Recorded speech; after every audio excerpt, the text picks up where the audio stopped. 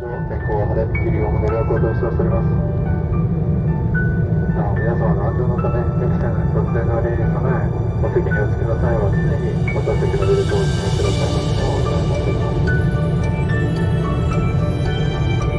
目的地関西国際空港周辺天候は晴れ、地上気温4度と報じられております。本日は航空に対しまして空港到着の変動の影響、整備以降の影響を受けるということが予想されます。ご視聴と着用の際に点灯いたしましたら、お座席のベルトをしっかりとお伝えしてお締めください。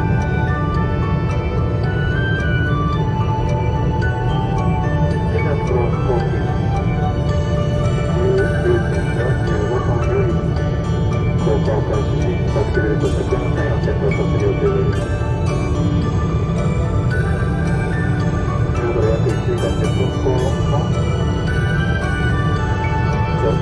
途中と着用の際に点灯予定でございます。どうぞお手洗いとまたお名前をお出の方はフロントの方にお勤めくださいますのをお願いいたします。どうぞご視聴ください。本日のご搭乗の方にありがとうございました。Please advise one to six months or contain connection cost. This is just an approximate. Approximately 6 We are now cruising at Saudi Arabia, medium standard 600 meters. Our estimated arrival at Pasay Airport will be on schedule 20 minutes past 3 p.m. Japan time. We expect consumption. However, for a certain purpose, we recommend the person to spend more time for a service against unsure travel. It is better around the concept of airport is during such a 4 degrees Celsius or 39 degrees Fahrenheit.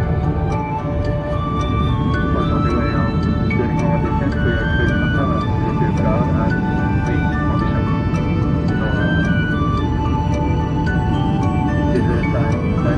Time tunnel, please attend to seatbelt securely around the hoist. At seatbelt sign will be turned on at 45 p.m. Japan time.